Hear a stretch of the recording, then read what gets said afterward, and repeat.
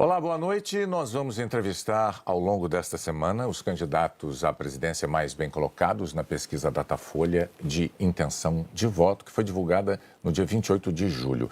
Pela ordem determinada em sorteio, com a presença dos assessores dos partidos, Jair Bolsonaro, do PL, é o entrevistado de hoje. Amanhã, Ciro Gomes, do PDT. Na quinta-feira, Luiz Inácio Lula da Silva, do PT. E na sexta-feira, Simone Tebet, do MDB.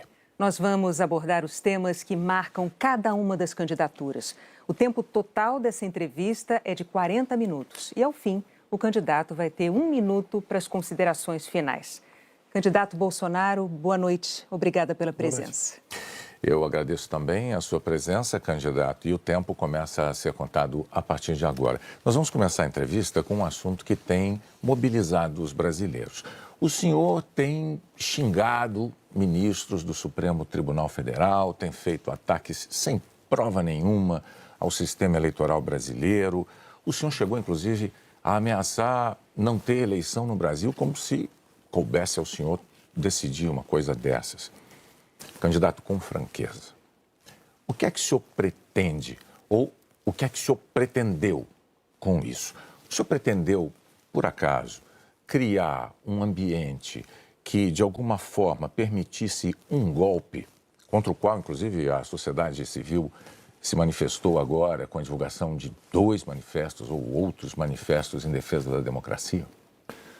Primeiro, você não está falando a verdade quando fala xingar ministros. Isso não existe. Isso não existe. É um fake news da sua parte. Outra coisa, eu quero é transparência nas eleições.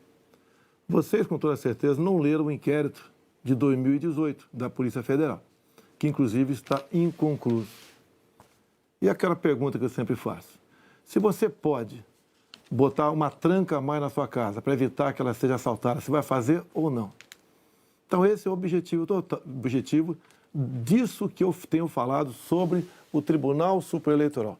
E outra coisa, em 2014 tivemos eleições, no segundo turno, o PSDB duvidou da lisura das eleições e contratou uma auditoria. E a conclusão da auditoria do PSDB, que as urnas são inauditáveis. E só para ficar bem tranquilo aqui, Boni, 2018, houve uma denúncia de fraude e a senhora Rosa Weber determinou que fosse aberto um inquérito pela Polícia Federal para apurar a fraude. Que, obviamente, se houve fraude, eu ganhei, quem fraudou seria eu. A PF começou a apuração. E quem informou o que eu vou te falar aqui para a PF foi o Tribunal Superior Eleitoral. Numa das partes do inquérito está assinado pelo chefe do TI do TSE que hackers ficaram por 8 meses dentro do TSE, inclusive com a senha de um ministro, de nome Banhos, além de senha de outros 5 servidores. Imediatamente, a Polícia Federal pediu os logs, as impressões digitais do que ocorreu nas eleições de 2018. O TSE podia ter informado no mesmo dia, mas 7 meses depois, o TSE informou que os logs haviam sido apagados. Então, a grande interrogação é exatamente essa daí. Nós queremos evitar que dúvidas pairem por ocasião das eleições agora desse ano. Candidato, nada mais além disso. É curioso que o senhor se refira a esse episódio, porque o senhor, inclusive, foi acusado de ter divulgado informações sigilosas de investigações inconclusivas. Mas sobre a transparência que o senhor afirma defender das urnas, órgãos fiscalizadores como o Tribunal de Contas da União, a Advocacia Geral da União, associações de juízes, associações de juristas, associações de delegados da Polícia Federal, todos já atestaram a segurança das urnas eletrônicas. Eu vou além. A transparência e a segurança das urnas eletrônicas tem sido motivo de orgulho da maioria da população brasileira. Agora, o senhor começou a sua resposta afirmando que eu tinha cometido fake news. Em nome da verdade, candidato, o senhor xingou ministro do Supremo de canalha. O senhor fez isso com o microfone. Então, e ele vinha fazendo contra mim. Mas, candidato, eu lhe perguntei qual era o seu propósito. Lembra a pergunta que eu fiz ao senhor? Qual era o seu propósito? Falou ministro. Foi um ministro específico. Senhor, Tá ok? Tá refeita aqui a dúvida? Mas não, é que o senhor disse que eu cometi fake news.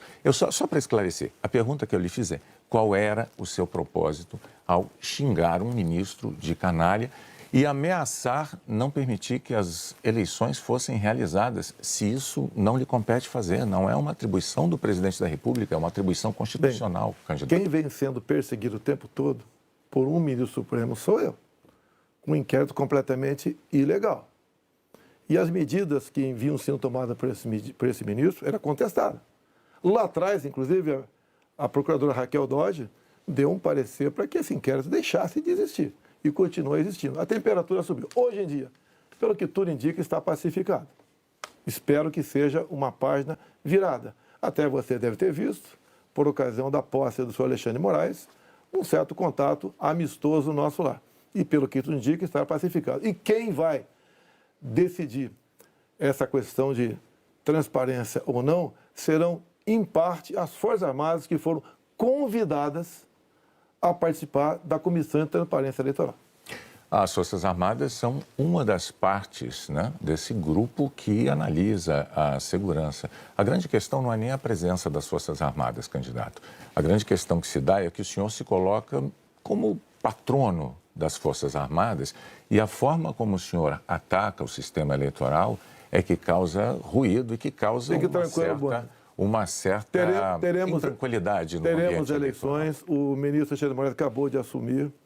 Amanhã ele tem um encontro, pelo que me parece, um encontro com o ministro da Defesa para tratar desse assunto sobre transparência eleitoral. Eu tenho certeza que o ministro Alexandre de Moraes vai conversar e chegar a bom termo essa questão de eleições. Agora, precisei provocar para que chegasse a esse ponto. Pode ter certeza que vão ter eleições limpas e transparentes no corrente ano.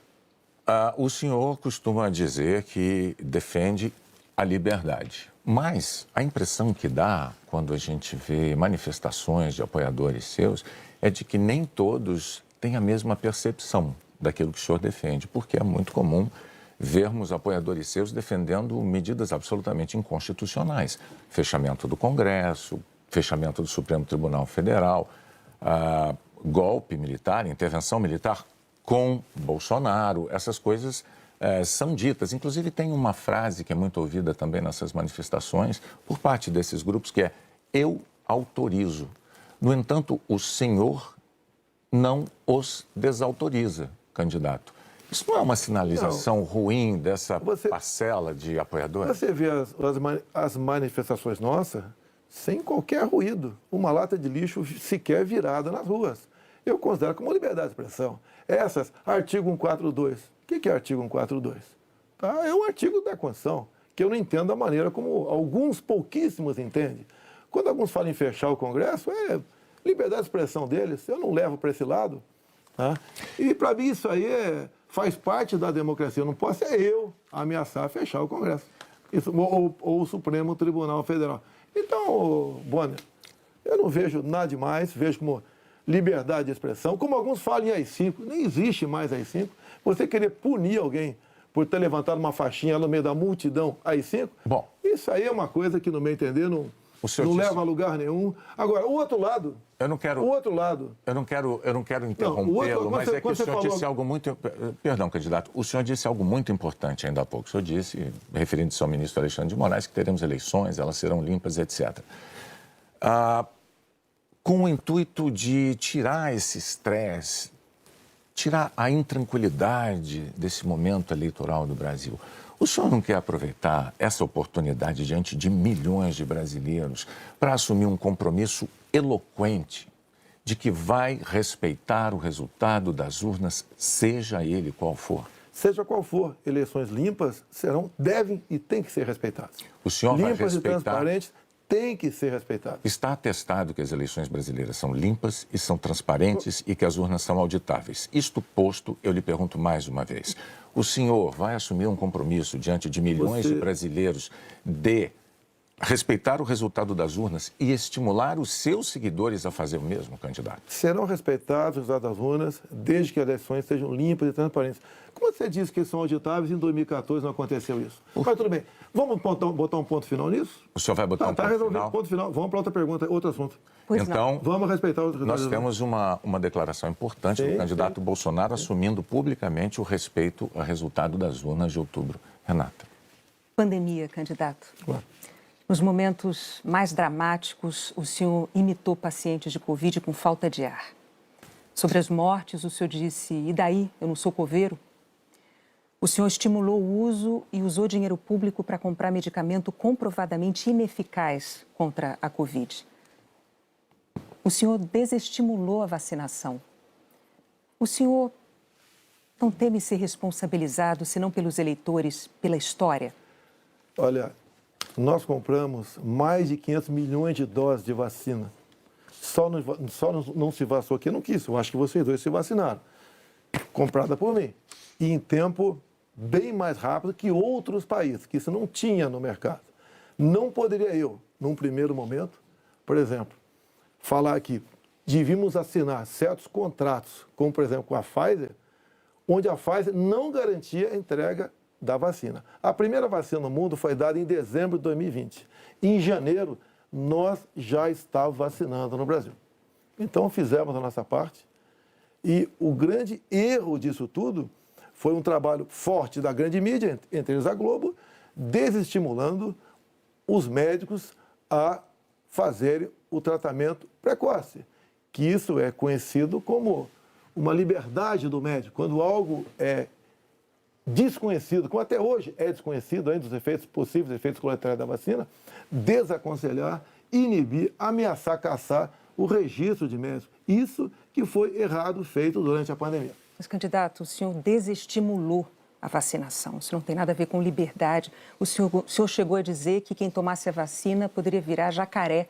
Mas o senhor associou a vacinação ao vírus da AIDS. E mais, quanto às vacinas, a Pfizer esperou 93 dias por uma resposta quando a empresa procurou o governo para tratar de vacina. A Coronavac, o senhor desautorizou o ministro e chegou a suspender a compra da vacina. Não houve suspensão da minha parte. A questão da Pfizer. No contrato da Pfizer estava escrito: não nos responsabilizamos por qualquer efeito colateral. Outra coisa, a Pfizer não apresentou quais seriam os possíveis efeitos colaterais. Eu usei uma figura de linguagem: jacaré. Figura de linguagem? Sim. Você sim. acha que é o caso de brincadeira? Não é brincadeira isso. Isso faz parte da literatura portuguesa. Então, brincadeira é, num momento difícil para o Brasil, a imprensa desautorizar os médicos pela sua liberdade de clinicar. Esse foi o grande problema. E outra coisa, eu não errei nada do que eu falei. Eu falei no início da pandemia que nós devíamos tratar dos idosos, pessoas com comorbidade, e o resto da população trabalhar. Isso eu falei e não errei. Hoje, muitos países já falam que o lockdown foi um erro, que as pessoas se contaminavam muito mais em casa do que nas ruas. E outra coisa, se falava em fazer o que o lockdown? Lockdown 1 mês, 2 meses no máximo para achatar a curva. Durou mais de 1 ano o lockdown. E até hoje continua gente falecendo por Covid. Ou seja, o lockdown serviu sim para atrapalhar a nossa economia e contaminar mais pessoas ainda em casa. Candidato, mas as medidas socioeconômicas importantíssimas, elas foram adotadas por governos no mundo inteiro justamente para sustentar o fique em casa no pico da pandemia, fique em casa se puder. Para que as pessoas pudessem proteger a própria vida e, ao mesmo tempo, receber um amparo econômico. Para evitar o colapso dos hospitais, aliás, como nós vimos em Manaus. Pessoas morrendo com falta de oxigênio por um erro de logística e gestão do seu ministro da Saúde. Negativo. Menos de 48 horas estavam chegando já cilindros lá em Manaus. Lá foi uma coisa atípica, anormal, que aconteceu de uma hora para outra. Menos de 48 horas, cilindros começaram a chegar em Manaus de alguns pontos do Brasil. Fizemos a nossa parte em Manaus. Não faltou da nossa parte recursos bilionários para governadores e prefeitos enfrentarem a Covid, construírem hospitais de campanha. Então, fizemos a nossa parte. Raros países do mundo que fez algo melhor do que nós fizemos.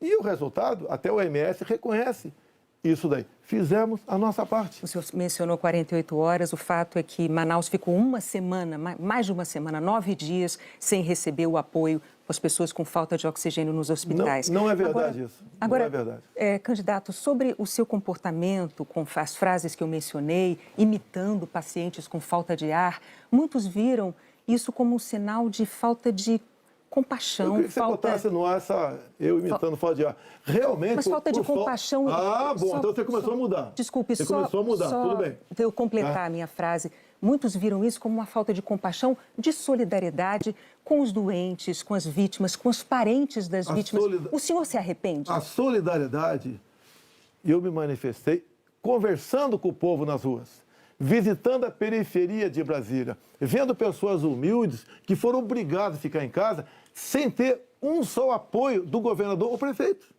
Isso que aconteceu. E nós fizemos exatamente o quê? Demos o auxílio emergencial imediatamente. 68 milhões de pessoas humildes começaram a receber o auxílio emergencial.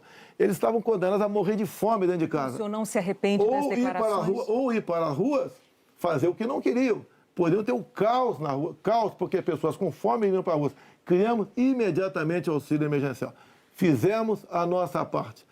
Demos tanto dinheiro para governadores e prefeitos que a gente não tem notícia de eles terem atrasado folha de pagamento ou até mesmo 13º. E quando tivemos a oportunidade de investigar fraudes, aquela CPI do circo feita por Renan Calheiros, Omar Aziz e Randolfo Rodrigues, não quiseram investigar os desvios de recursos enviados para 9 governadores do Nordeste.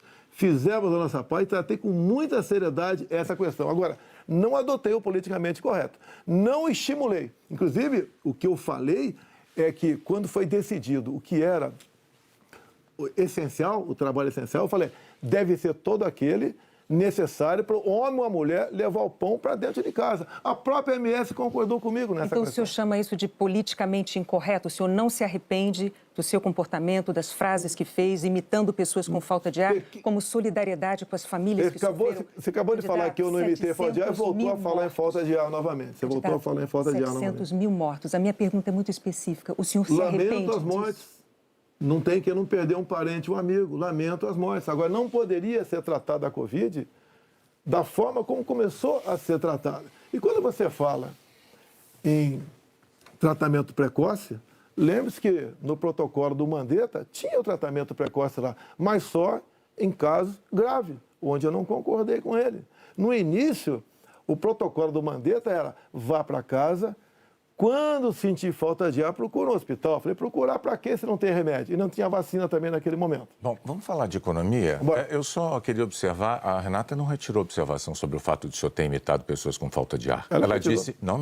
Ela disse que o senhor imitou gente com falta de ar e que faltou também a solidariedade. Foram as duas coisas. E o senhor não respondeu. Não, mas, candidato, o senhor já deixou claro que o senhor acha que mais brasileiros se contaminaram por ficar dentro de casa sem se expor. Não, o senhor disse isso. Nova York, mostra isso aí. O senhor disse isso.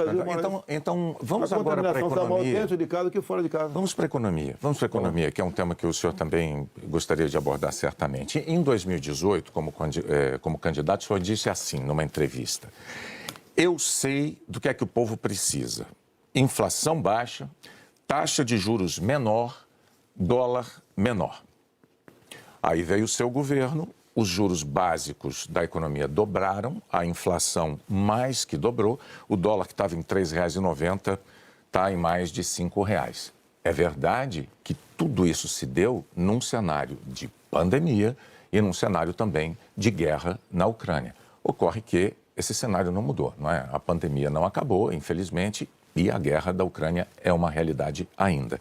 Pergunto, candidato, qual é o seu plano, uma vez reeleito, para cumprir num segundo mandato as promessas que o senhor fez em 2018 para a economia? Primeiro, as promessas foram frustradas pela pandemia, por uma seca enorme que tivemos no ano passado e também pelo conflito da Ucrânia com a Rússia. Se você pegar os dados de hoje, você vê o Brasil como talvez o único país do mundo com uma deflação. Um país onde vai ter uma inflação menor do que, por exemplo, a Inglaterra, menor que os Estados Unidos. Você vê também que a taxa de desemprego tem caído no Brasil. Os números da economia são fantásticos, levando-se em conta o resto do mundo. Nós não podemos... Se fosse apenas o Brasil com esses problemas, eu seria o responsável. O que nós pretendemos fazer? É continuar exatamente na política que estamos fazendo desde 2019. A grande vacina a favor da economia em 2019 foram reformas, como, por exemplo, da Previdência. Foi, por exemplo, a Lei da Liberdade Econômica. Foi a modernização das NRs, das normas regulamentadoras. Milhares de normas nós deixamos de lado, nós revogamos. Então, a grande reforma da economia foi feita, a grande vacina foi feita em 2019, que fez com que nós pudéssemos suportar 2020. Nós pegamos 2020 e 2021 e tivemos um saldo positivo de quase 3 milhões de empregos no Brasil. Diferente de 2014 e 2015, que tivemos uma perda de quase 3 milhões de empregos no Brasil. Isso é sinal do quê?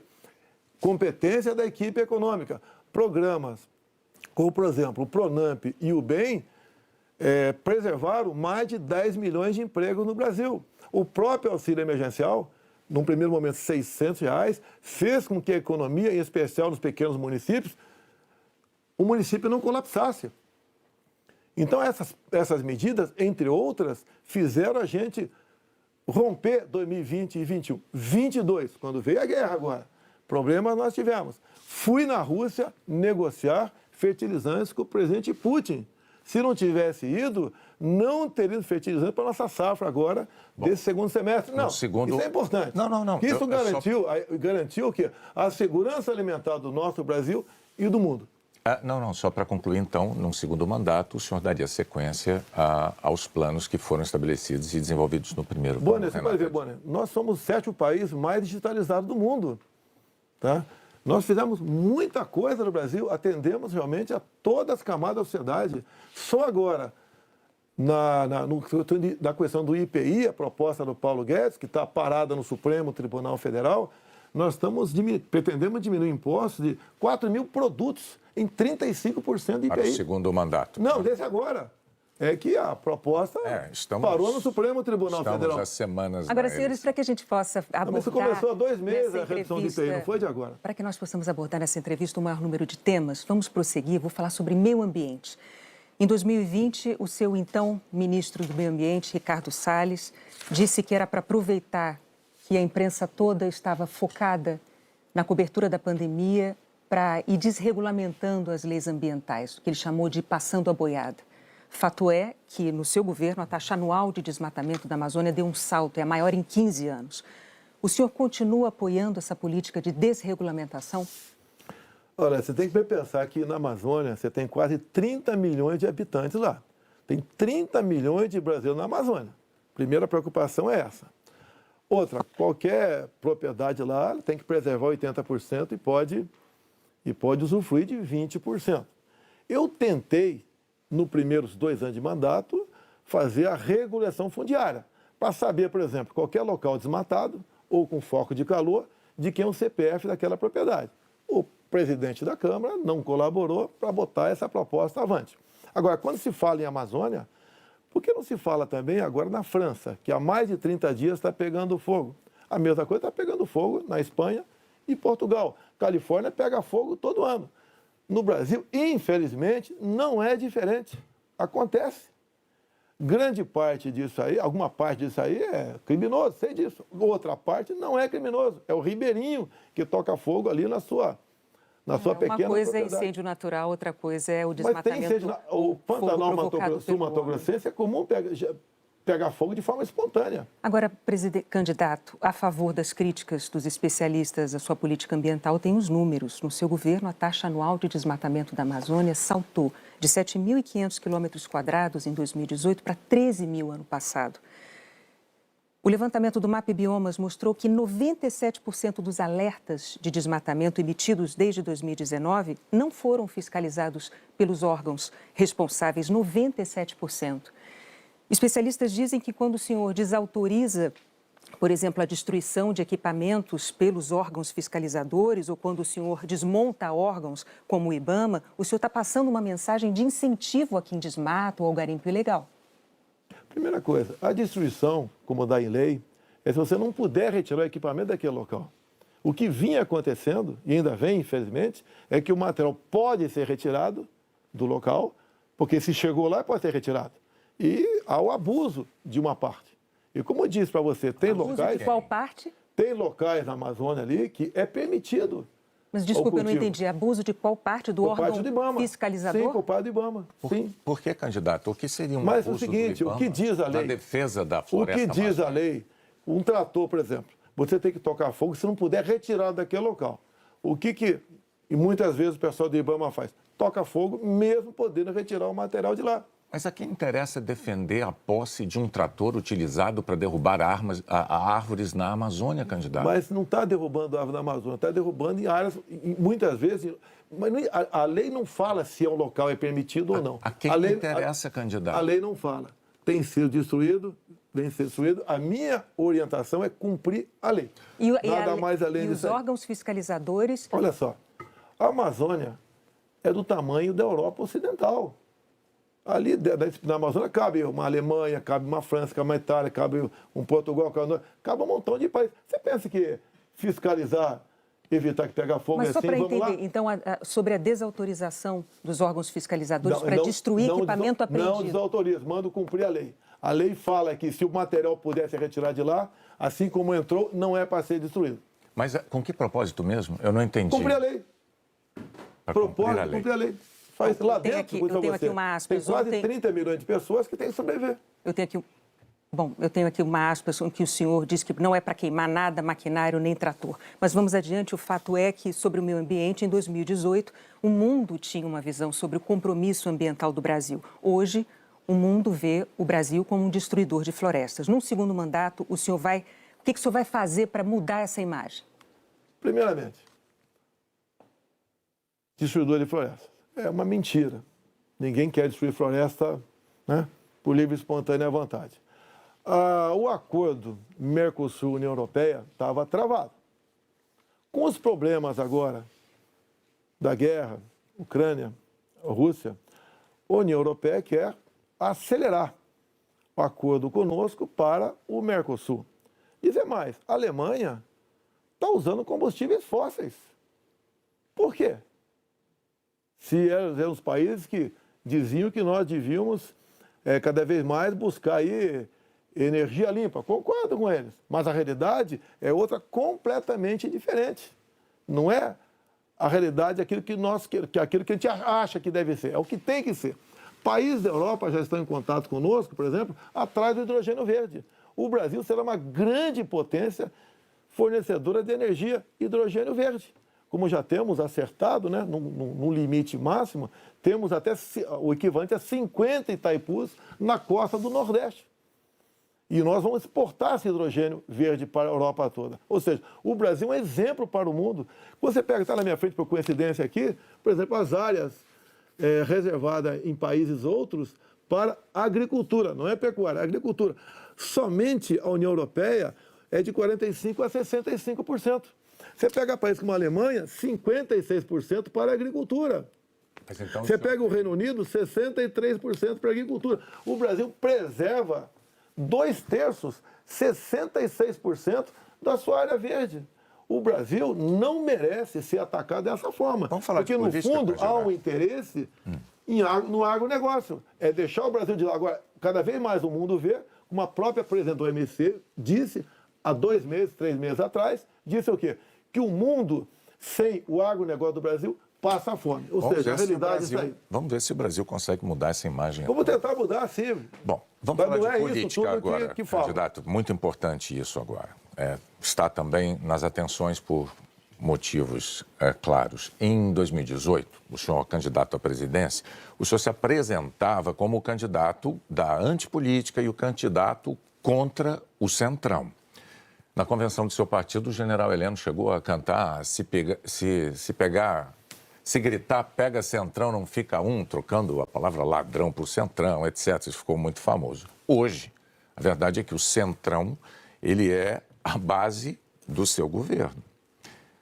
Na semana passada, quando o senhor estava saindo lá do Palácio da Alvorada, inclusive o senhor enfrentou lá um incidente com aquele youtuber que foi cobrar do senhor essa aliança do seu governo com o Centrão. Eu pergunto, por que eleitores como aquele, que se sentem traídos pelo senhor, acreditariam nas suas promessas de agora? Você está me estimulando a ser ditador. Eu, candidato? Você. Porque o Centrão são mais ou menos 300 parlamentares. Se eu deixá-lo de lado, eu vou governar com quem? Não vou governar com o parlamento. Então, você está me estimulando a ser um ditador. São 513 deputados. 300 são de partidos de centro, pejorativamente chamados de centrão. O lado de lá, os 200 que sobram, é o pessoal do PT, PCdoB, PSOL, Rede. Não dá para você conversar com eles. Até eles não teriam número suficiente para aprovar sequer um projeto de lei comum. Então, os partidos de centro fazem parte, em grande parte, da base do governo para que nós possamos avançar em reformas. Como temos avançado em muitas coisas. Como, por exemplo, através do Centrão, nós conseguimos o Auxílio Brasil de R$ 600 para 20 milhões de famílias. Dá para imaginar isso? E olha só, os partidos de esquerda votaram contra o parcelamento dos precatórios, que era condição para a gente dar lá atrás R$ 400 de Auxílio Brasil para esses mais necessitados. Então o PT votou contra o Auxílio Brasil de 400. Não, votou contra a questão dos precatórios. Do parcelamento, porque sem parcelamento você não tem como conseguir recurso no orçamento para pagar os 400. Assim como agora o PT também votou contra, tá? Ou melhor, discursou contra os R$ 600 e votou favorável. A questão política dele. Assim como a questão de poucos meses, para diminuir o preço da gasolina no Brasil, todos os senadores do PT votaram contra a redução de semestre no Senado. Agora vamos lá, candidato. Agora, como é que eu vou trabalhar com o parlamento sem os partidos de centro? Mas a questão... O senhor disse que eu estou estimulando o senhor a ser ditador. Está estimulando, sim. Por favor, candidato. Não, longe de mim, não. Eu não estimulei nada. É que a questão é a seguinte. Em 2018, o senhor chegou a dizer, até com propriedade, que governos anteriores tinham feito alianças com o Centrão. Mas o senhor disse criticamente que esses governos anteriores tinham feito nomeações com interesse político partidário e que isso tinha tudo para dar errado. O senhor chegou até a concluir assim: por isso eu não integro o Centrão. Mas recentemente, há dias, o senhor, com muita naturalidade, disse assim: eu sempre fui do Centrão, eu vim do Centrão. Aí eu tenho que perguntar ao candidato, em nome da clareza para os eleitores, em qual dessas duas afirmações o eleitor deve acreditar? O senhor sempre foi do Centrão ou o senhor, como disse em 2018, diz: eu nunca fui do Centrão por esse motivo? No meu tempo não era Centrão, não existia Centrão. Como assim? No meu tempo, esses partidos que eu já integrei não eram tidos como partido do Centrão. Agora, o importante, Boni, o importante, nós estamos num governo sem corrupção. Eu indiquei ministros pelo critério técnico. Eu não aceitei pressões de lugar nenhum para escalar ministros. Qual governo teria o ministro padrão Tarcísio de Freitas na infraestrutura? Padrão Marcos Pontes na ciência e tecnologia?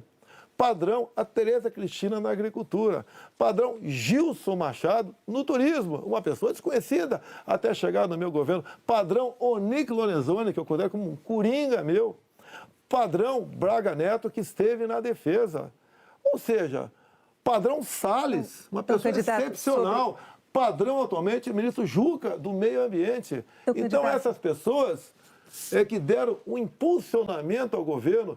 Estamos governando com competência e sem corrupção, porque não tem indicação política para esse ministério. O senhor citou vários ministros, então, aproveitando a deixa, eu vou falar de um tema importantíssimo para o futuro do Brasil, que é a educação. No seu governo, o senhor indicou 5 ministros diferentes.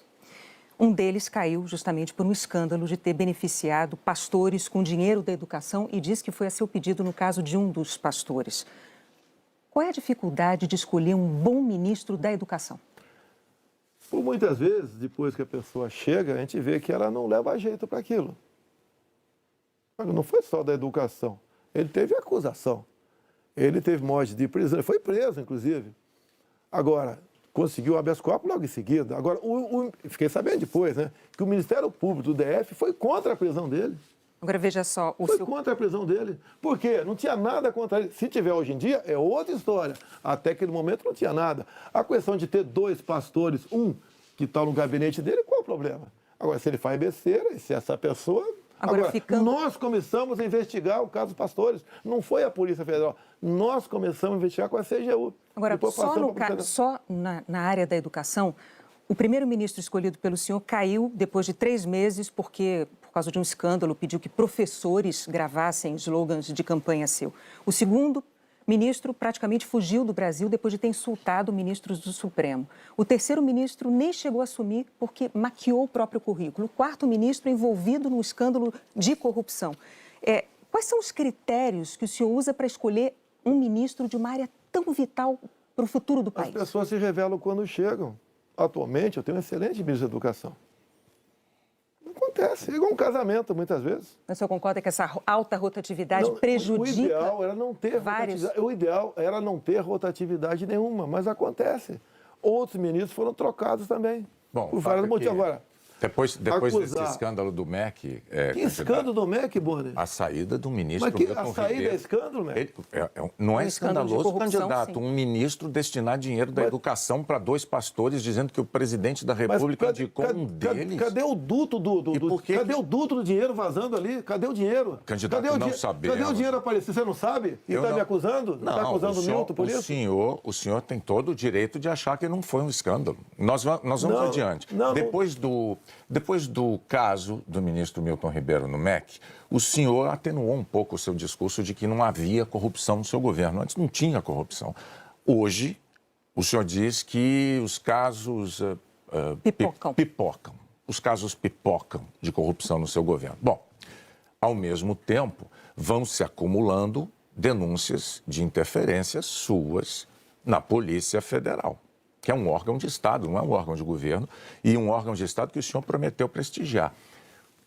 Como é que o senhor explica para o eleitor essa mudança da sua postura da eleição de 2018 para cá, candidato? Primeiramente, quem me acusou de interferência na PF foi o ex-ministro Sérgio Moro. Falou que a prova da interferência estava numa sessão reservada nossa. Bem, eu não queria, a sessão foi gravada, eu não tinha obrigação de entregar ali a fita. O senhor teve 4 diretores gerais da Polícia Federal e a cada eu não tinha obrigação de entregar a fita. Entreguei a fita. Foi revelado, até com muitos palavrões na reunião de ministros. Não acharam nada. O que acontece? Eu, quando entrego o ministério para alguém, eu dou o ministério para aquela pessoa agir. Tá? A Polícia Federal, com a saída do Sérgio Moro, melhorou e muito na apreensão de drogas, na apreensão de numerários, tá? Em operações, melhorou muito. Em armamento, melhorou. E as pessoas vão mudando. Por exemplo, quando o André Mendonça saiu, porque ele foi para o Supremo Tribunal Federal, eu não considero uma saída da paz dele. Atualmente, temos um delegado da Polícia Federal à frente do Ministério da Justiça. Agora, ninguém comanda a PF, Bonner. Se pudesse comandar, o Lula teria comandado, a Dilma, o Temer, seja lá quem for. Ninguém consegue comandar a Polícia Federal dessa forma, como você está falando aí. É que a Associação dos Delegados da Polícia Federal divulgou recentemente um documento com críticas, né? Eles afirmaram que o senhor e a sua equipe de governo trouxeram desgaste, eu estou lendo aqui os termos dele, trouxeram desgaste à imagem da instituição Polícia Federal e também prejuízos para os policiais federais. E que falas suas, candidato, jogaram desconfianças sobre a autonomia e sobre a imparcialidade da Polícia Federal, que goza de autonomia já há alguns anos, como ninguém poderia negar. Qual é a sua posição, então, diante de um documento com uma queixa, uma acusação como essa da Associação Nacional dos Delegados? Então, primeiro, você acabou de confirmar que não tem interferência, porque gosta de autonomia. Outra coisa, peraí, eles acabaram de mostrar para mim que não tem interferência, gosta de autonomia. Eles dizem que, então, eles dizem que o senhor jogou, as suas palavras jogaram desconfianças sobre a autonomia da PF, candidato. Não. Acabaram de falar que eu estou certo, não tem interferência lá. Contrário. Outra coisa, eles queriam uma reestruturação de carreira agora. Eu achei até justo. Mas outras categorias não concordavam com isso, sem serem beneficiadas também. E daí começou um movimento por parte de alguns delegados da PF, contrário à minha posição, que deságua numa nota como essa daí. Eu queria, inclusive, reestruturar a Polícia Rodoviária Federal, que era bem mais fácil, menos onerosa. Os delegados, essa mesma associação, não topou fazer isso aí. Então, aí está uma briga política, salarial, por trás disso. Candidato, o senhor agora tem 1 minuto para suas declarações finais. acabou? Pois é, passou rápido. Eu queria ficar algumas horas com vocês aí. Tá? Quando o senhor começar, a gente começa a contar o tempo. Vamos lá. O que eu tenho a falar para a população brasileira? Peguei o Brasil numa situação crítica, na questão ética, moral e econômica. Começamos a trabalhar, tá? Fizemos muitas reformas em 2019. Infelizmente tivemos a Covid, depois tivemos a guerra lá fora, tá? Tivemos uma seca enorme. E nós fizemos todo o possível para que a população brasileira sofresse o menos possível. Isso nós fizemos. Hoje você nota o preço do combustível caiu assustadoramente, nada de canetada, com o trabalho nosso junto ao parlamento brasileiro, conseguimos R$ 600 de Auxílio Brasil para 20 milhões de pessoas mais pobres, conseguimos a transposição do São Francisco, que estava parado desde 2012, levando água para o Nordeste. Nós pacificamos o MST, titulando terras pelo Brasil, e 90% dessa titulação foram para as mulheres. Criamos o PIX, tirando dinheiro de banqueiros, fazendo com que a população pudesse se transformar muitos em pequenos empresários, um PIX sem qualquer taxação em cima do PIX. Anistiamos 99% da dívida de 1 milhão de jovens junto ao FIES. Encerrou? Acabou. Muito obrigado aí, até a próxima. É boa, né? Renato, até a próxima. Candidato, mais uma vez, muito obrigado por ter vindo e por ter prestado esses esclarecimentos ao público telespectador, aos eleitores brasileiros. Nós voltamos ao estúdio do Jornal Nacional.